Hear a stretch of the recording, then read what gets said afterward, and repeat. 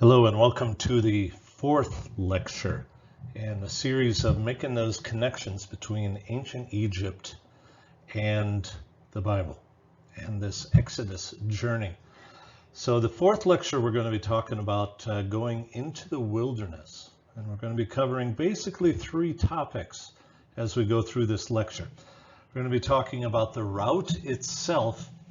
There's a lot of evidence to support certain things about the route, but nobody knows for sure. So we're going to talk about that a little bit, and the archaeological evidence, as well as the biblical connection to certain cities when it lists them in the Exodus narrative. We're going to talk about something I call volunteering for it, and I'll explain what that means once we get there. And then finally, we're going to recap the gospel of the Old Testament. And because the wilderness journey, as part of the gospel of the Old Testament, is where you and I are right now. If you remember how we define the gospel of the Old Testament, that we were slaves, that God miraculously saved us through the blood of a spotless lamb. He baptized us through the waters of the Red Sea. And he gave us the law then after that. And then finally, we are wandering now in that 40 years of wilderness on our way to the promised land. So I thought it would be important to use this time to emphasize that the gospel of the Old Testament, where we are, what we're talking about today, is where we are as a people right now in the true gospel of Jesus Christ. So let's get started. We're going to start with just this map here. You can see a lot of different cities and things on this map. There is a red line that I hope you see, that I want you to see, that follows from the land of Goshen. Let's see if I can circle it here for you. Land of Goshen. It's probably where it is, more of on the eastern side of the delta. You see what's modern day Tanis, which many believe is Ramses or Zone. And then you have Pi Ramses real close as well. Now these cities are pretty much known. They were pretty confident that archaeologically we've discovered the city of Pithom and Ramses. And they are in the area of Tanis. It's modern day Tanis, known today. And if you remember the movie, The Raiders of the Lost Ark, with the original Spielberg movie and Harrison Ford, and that's where they found the Ark of the Covenant, in Tanis. And that's a modern day city that we can go to. I've been to many times, and it's fascinating just to connect that with the exit of the Israelites. And then you see this red dotted line here, and this is the traditional route that they went through Meribah, through Elam, into the desert of Sinai, or the desert of Sin, and then they end up at Mount Horeb and Mount Sinai here. And then they head back towards Palestine, but remember they end up wandering around a lot around here, around Kadesh Barnea. Spent a lot of time in here, and most of the 40 years is probably spent right there. Got a little time that they talk about other places that they've been to, and then of course on their way up to cross into Jericho, right there. So that's the traditional, most often assumed route of Israel. That's with Mount Sinai being in the Egyptian Sinai Peninsula, not in what's modern day Saudi Arabia, which is the second most often assumed way. It talks about here that there's a lot of caravan routes, and that's what these black lines are here. Caravan routes through various mountain passes. So that is not where Israel followed the traditional caravan routes. So this is the non-traditional view, again leaving Goshen here and going through Heliopolis, past Heliopolis to Succoth. Succoth is a city that's pretty well known even today. that they crossed straight through the Sinai Peninsula, and they crossed the Dead Sea at the Gulf of Aqaba right here. And this is where the crossing of the Red Sea is, and they go to Jebel al-Lawz, or Mount Sinai. That's in Saudi Arabia. This is the less traditional view. A couple of things that justify this. They say, I haven't been there yet, I plan to go there someday, to look at the mountains in Saudi Arabia. And there's a split rock, which looks like the rock that Moses split in order to have water come out of. We'll talk about that a little bit today as we go through the connections through it. But so they have the split rock that they claim is what Moses split when he struck it and water came gushing out. I'll tell you my theories toward the end, what I believe about the different areas. Now there's a third route that I want to suggest to you. He goes the traditional route, starting from Succoth over here, and ends up at Mount Sinai in the Sinai Peninsula of Egypt.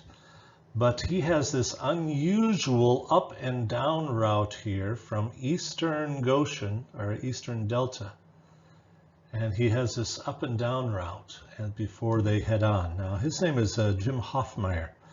And we're going to talk about the connections that Hoffmeyer makes. And this is the book that he uses, this one along with another one. I think I've talked about Hoffmeyer's books before. I really appreciate his standing as a Christian, but second of all, I appreciate he was born and raised in the Middle East here. He speaks Arabic fluently and has been an archaeologist all his life. And he teaches at Trinity now. I think I gave you some of his books in an earlier lecture. I've gotten to know him quite well a couple of times that we've been in Egypt, and we've attended each other's lectures and things like that. And haven't toured with him yet, but I hope to do that pretty soon, just to go see some of the sites that he emphasizes. But Jim Hoffmeyer spends most of his time way up here in the northern part of Egypt, in the eastern part of the Delta, researching these cities that he has found on the wall. A lot of these walls in ancient Egypt, here's a picture of one of them that he has in his book, and it's about Ramses II and visiting a lot of these fortresses that are mentioned in the Bible. I'm going to talk about them. So, for instance, this is a fortress right here, as Ramses is marching to. There's another one right here that's listed. And he has another one right here. These are various fortresses that Ramses passed by and passed through on his way when I'll change the color here. Ramses went from his new capital city in around Pi Ramses area, and he traveled through these fortresses on his way to battle the Hittites. And so some of these cities talked about are the same ones that are mentioned in the Bible. Okay, so Hoffmeyer has done a lot of research in just this area right here. And using some of these they were paintings, but sculptures on the walls, reliefs on the walls of certain temples, to match these fortresses with the route in the Exodus. So we'll talk about that in just a minute. But let's start with some of the clues. The first thing you're really going to have to understand is that the word Yam Suf, which has been translated as Red Sea, probably is a mistranslation that was done in the King James Version. The King James translated Yam Suf by the Greek word in the Septuagint for what is known today as the Red Sea. The word Red Sea is as a title for that body of water did not exist until the Middle Ages. So Moses would not have called that huge body of water the Red Sea. Okay, so that Yam Suf means reed sea. So it could have been that body of water or any other sea that had reeds in it. There were many of them. There were bogs and swamp-like areas that were impossible to travel through, And that's why the emphasis was on dry ground. Now, most of the time we spend a lot of, or we don't spend much time when we read the Bible to work on that particular phrase, dry ground. But that's an important phrase. And it means, and the opposite of chaos, it means that it's something firm, established by God. Okay? Think of why would the book of Jonah, when Jonah is spit out by the whale, that he lands on dry ground. Again, that's miracle language. That's God's language. That's a particular phrase in the Old Testament to symbolize something. It doesn't just mean non-wet area, as we take it to be. Remember, the Bible has so much depth and richness in the meaning of these phrases and words. So it's very difficult to unless you really dig into the Bible to understand. So here, when they walk through on dry ground, what they're saying, this is a miracle, but also it's the opposite of chaos. And so it could have been a body of water as big as the Red Sea, but it could have also been just as likely a bog or a swamp-like area, okay, which is typically chaos area. It's unfertile, it's unmanaged by farms. It's just this huge swampy bog that people get stuck in. And that also is why there's an emphasis on the chariots getting stuck when Pharaoh's chariots go through. So the chaos is coming back on Pharaoh, whereas it was dry ground for the Israelites. So here's the first clues we get. Okay, on Exodus 10, verse 37, they traveled from Ramses to Succoth. Okay, Succoth is an archaeologically known location just outside the green delta area between Ramses and the Bitter Lake. So you see it on the map right here. Succoth is right there. All right, so we know where that is. There's archaeological evidence that this is the city of Succoth. So we know that Israel traveled here. So that's why I have Hoffmeyer's map here. He believes first thing, according to Exodus 10:37, is they traveled to Succoth.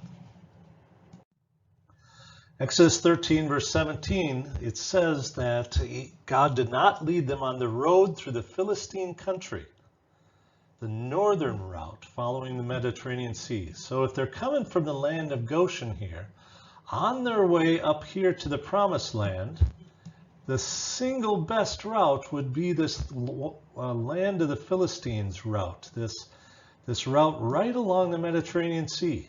It was good hiking. It didn't have mountains like all the other places did, so it was down in the valley heading into the Mediterranean Sea there. This would have made the most sense for Israel to get into the Promised Land. But that's not the route. He did not lead them.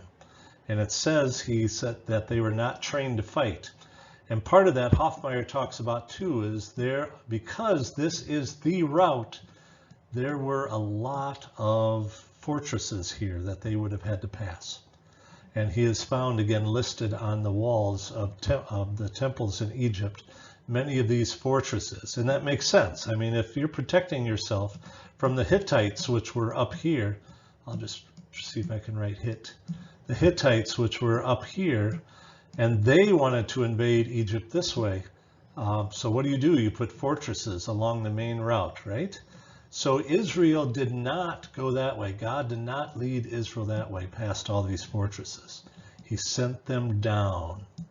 Okay, so that we know from Exodus 13:17. And then in verse 18, it says, he led the people around by the desert road to the Red or Reed Sea.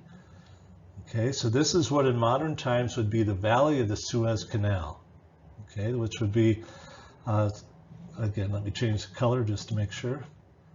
This is the valley of the Suez Canal. Okay, it of course was not built during Moses' time, but this would be the valley that he led them along. Instead of going this way, he took them on the valley of the Suez, what's known as the Suez Canal right now. All right, and he went to Succoth. Exodus 13 verse 22, or 13 verse 20 now says again they're in Succoth. So that's why Hoffmeyer has this loop here where they come down to Succoth, they go back up, and then they come back down again to this area. Again, and Etham, camped at Etham, which is right here at the edge of the desert. Okay, now this is not fresh water. It looks like because it's inland, the Gulf, or this bitter lake, that's why it's called the bitter lake, you would have thought it was fresh water, but because there were these underground cisterns running from the salt water here of the Gulf of Suez, we know it today, this was bitter water. This was salt, briny water. It wasn't the same as the ocean type salt water, but it was briny because it was so close to the Mediterranean and the branch of the Red Sea called the Gulf of Suez. And then in 14 verse 2, they turned back and encamped near Pi Hahiroth, directly opposite Baal Hephron. So again, Hoffmeyer has them coming down and then going back up and then coming back down again. Okay, directly opposite. Now these are some of the camps that are talked about in Ramses' drawing here and in his relief that he has. Pi Hahiroth and Baal Zephron are these two fortresses that are talked about in Ramses. So they went back north again, and you're wondering why. Why? Hoffmeyer identified those cities. We know that they're north of Succoth. If they were down in Succoth and Etham, why would they go back north again? We don't know. Many people have thoughts or theories on this. Most of them try to put those two cities down here. So it's a direct route instead of this loop up and down again. Okay, so there may have been many reasons for this. But right now, there's no good one that I've found, other than God said. All right, so then finally they end up in the desert of Shur, Mara, Elam. Now they're officially in the desert. Okay, now they're coming down past this great bitter lake. And Elam talks about the 12 springs and 70 palms. Their first grumbling is down here, where they have no water. Again, remember, this is all salt water. Even though there's lots of water around, they have all this salt water. And there's a couple of places thought to be Mara. They don't know for sure which one, but certainly right around here that it would have been. So they're back in Elam and in Mara. And I stopped by those places on a tour before, and it's desert. It's desert right up to the Red Sea. And to find a place with 12 springs and 70 palms would have been an amazing relief. But how much of a relief could that have been for hundreds of thousands of Israelites passing by? And now in Exodus 16 verse 1, it says they went from Elam to the desert of Sin, or desert of Sinai. Okay, so now they're in this area. Okay, so they're in the desert of Sin, the desert of Sinai. And they grumbled again. And this is where the manna and the quail came in, probably around here. The first manna and quail came. So they grumbled again in Exodus 16 verse 1 as they were making their way to Mount Sinai. And then finally in Exodus 19, they reach Mount Sinai Valley. 2 full months. It says they arrived there in Exodus 19 verse 1 on the first day of the 3rd month. So they've spent 2 months in the desert right now and searching for water, getting food from God, getting water from God. And now they arrive in the valley of Mount Sinai. Now this particular is why I believe what's called here is Gebel Musa, Gebel St. Caterina, because there's a monastery called St. Catherine's there. That's why I believe that this mountain is Mount Sinai, the Mount Sinai of the Bible, and the one that's probably most popular taken, because I've seen the other 2 mountains. This Gebel Serba is where some people believe it is, but I don't buy that because it's in a mountain range and there's not a good valley. I haven't been over here to see the Gebel Lawz in Saudi Arabia yet, but from the pictures I see, it also is part of a mountain range. And you cannot picture hundreds of thousands of Israelites camped in a valley of Israelites, camped in a valley looking up at this mountain. But here at Gebel Katerina, Gebel Musa, you can picture it. There's this huge valley. In fact, when you tour with me, you'll be at a hotel that's in that valley looking up at Mount Sinai. And you can just picture, when you climb Mount Sinai and look down, you can just picture this huge valley with hundreds of thousands of Israelites camped in it. And to me, it makes the most sense. I cannot imagine in a mountain range where there's mountains everywhere and very little place to camp, very little places they'd have to be camped on slopes and hills and crags of rocks. It's very rough terrain. But at Mount Sinai, the St. Catherine's Mount Sinai, there's this beautiful desert valley right there, and it even has a stream running through it. So that's my belief why this one here is the Mount Sinai of Moses. So that's the first part of the lesson. Now we're going to go into something I call volunteering for it, as we talk about, because this wilderness experience is more than just 40 years in the desert. It's more than just 40 years in the desert. And so we need to talk about that, why it is so important, and why it is such a strong theme throughout the Bible, a wilderness experience. Hi, this is part 2 of our lesson of going into the wilderness. We're talking about the Exodus and about as they left Egypt and went on into the wilderness. Now, we talked last time in part 1 about the route itself and about the clues that were given us as to how and where the route is. But this time I want to talk to you about something that's a little different and something that we know in the back of our minds, but we usually kind of skip over it or we don't emphasize it as much as we should, and I think that's to our detriment. And so I'm going to talk about something I call volunteering for it. Volunteering for the wilderness. Now, one of the things that you probably didn't realize is that there are a lot of Egyptians that went with the Israelites, and in the book of Exodus they're called the rabble. It's the rabble that went with them. And there's a number of references in both Exodus and in Numbers to this rabble, this group of Egyptians that actually left and went with the Israelites. But so they volunteered for it, but a little bit different than that.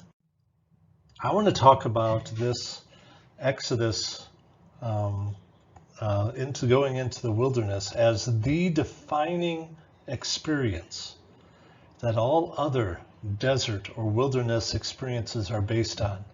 This is the archetype of the desert or wilderness experience. Okay, so whenever you hear that a lot in Christian circles, that somebody is going through a desert experience, or they're going through a wilderness, or they feel like they're being brought through a dark place, a valley place by God. This is that defining, that archetypical moment for that.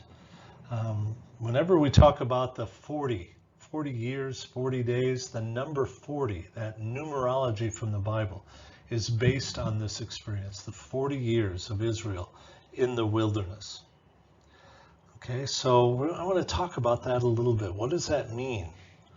What does that mean to go into the wilderness? It's because it's more than just this journey that Israel was on. There's something that happens in that 40 years of wandering and that 40 years experience.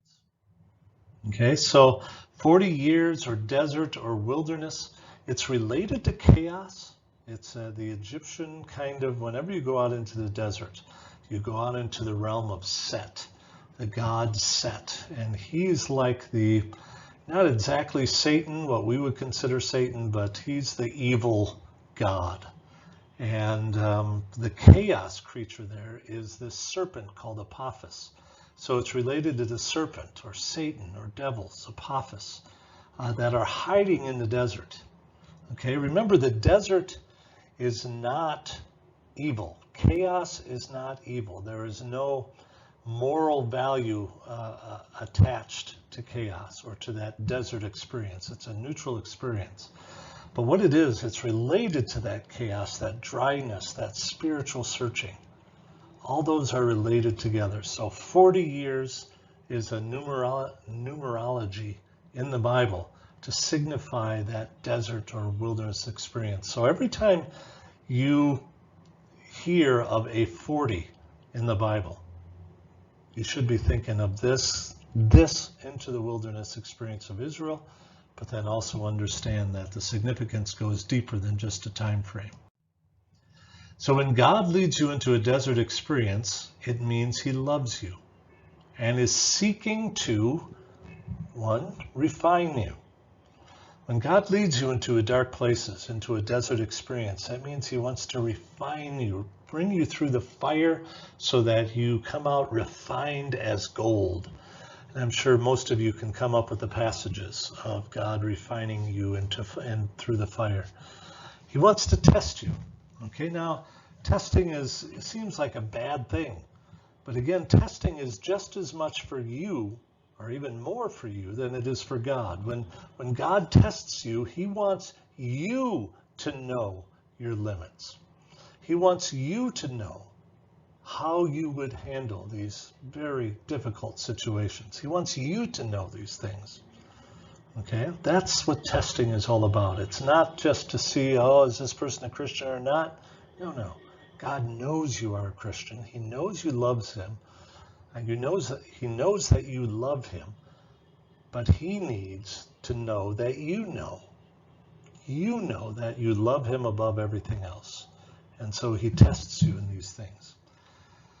God also wants to have you experience him in the vacuum of chaos or deprivation or dependence and unguardedness. He wants to bring you to a point in a desert experience where you have nothing but him to rely on. Nothing but him. It's one of the things that has been a joy for Frankie and I here in Egypt, that we've talked to and related to so many people who had everything taken away from them. Everything. Their family, their jobs, their homes, their children, and all they have left is God. And what a joy that they experience in that. Of course, they miss their loved ones, but again, when all that's there is God, God brings you to that sense of peace and understanding. God wants to be with just you and have you with just him. It's kind of like a place where you can get rid of all the clutter. Here in Cairo, it is almost impossible to see the stars. But when I go out into the desert, when all of the pollution is gone, when all of the noise is gone, I can see the stars perfectly. And God wants that for you. He wants you to bring you to a place where all the pollution is gone and all that's left is you. So how many desert experiences can you name? A quick Bible quiz here. If you're watching this on video right now or recorded, just stop and think. How many desert experiences can you name in the Bible?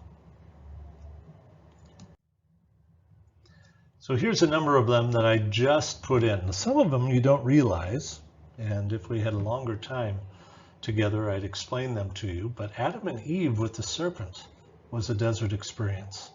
Don't let anybody ever tell you that the serpent was in the garden. It's one of those wives' tales that came out of the Middle Ages. The serpent was never in the garden.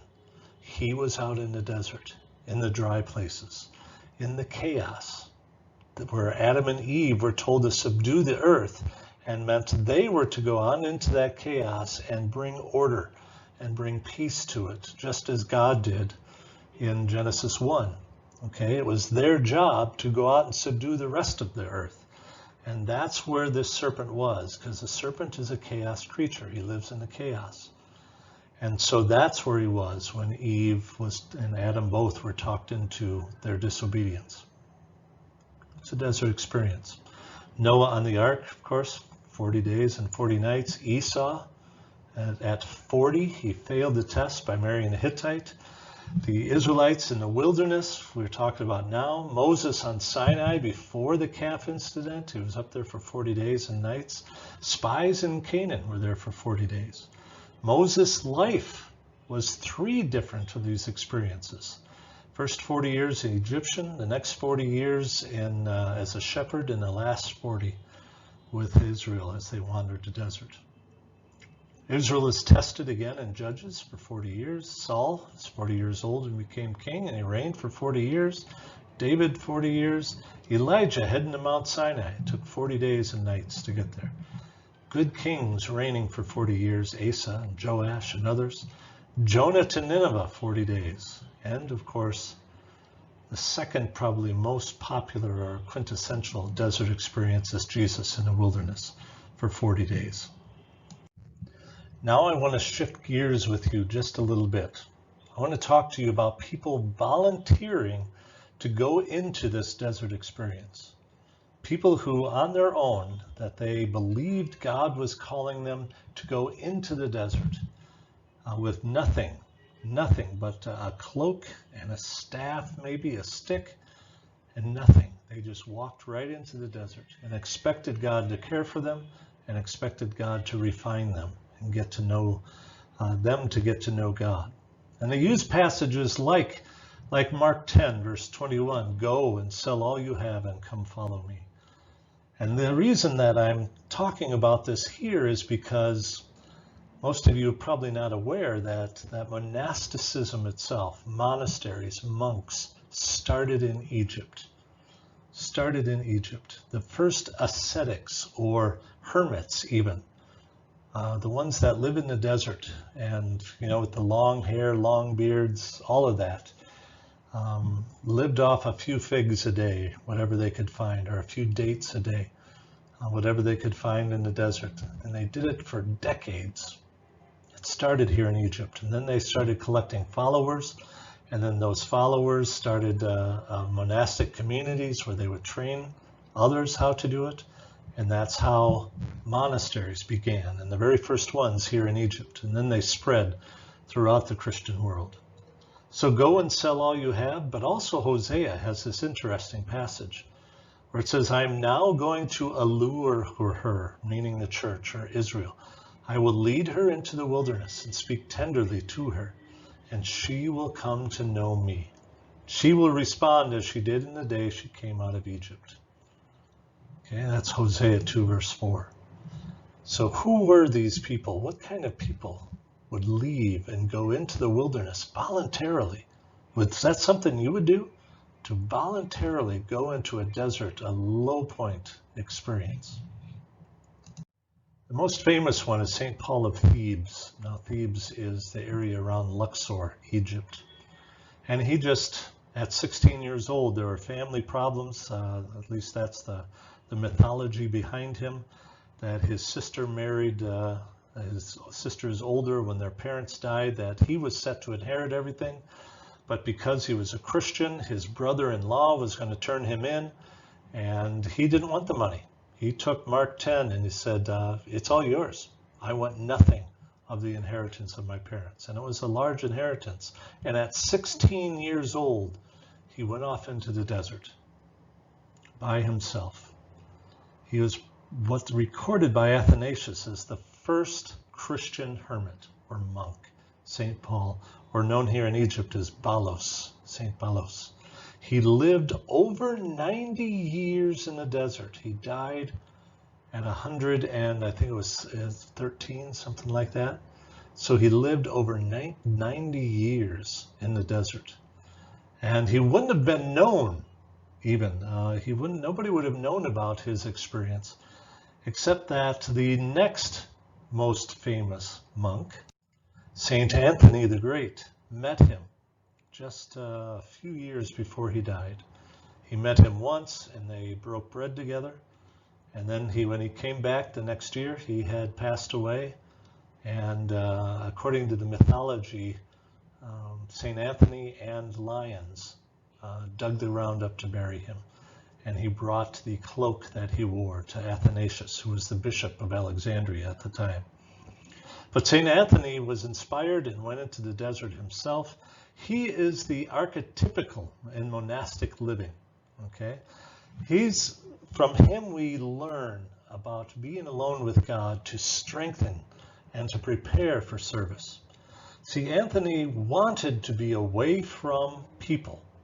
He wanted to be away from people and alone with God. But the more time he spent with God, the more he felt the call to help his people. During this time, this picture shows that he was wrestling with demons all the time. He wrestled with exterior demons, his own interior demons, with lusts, with food. There's the story that Satan kept unfolding all of these delicacies before him and saying, eat, eat, eat. And of course, St. Anthony was fasting, or he was just living on figs and dates, and that was it.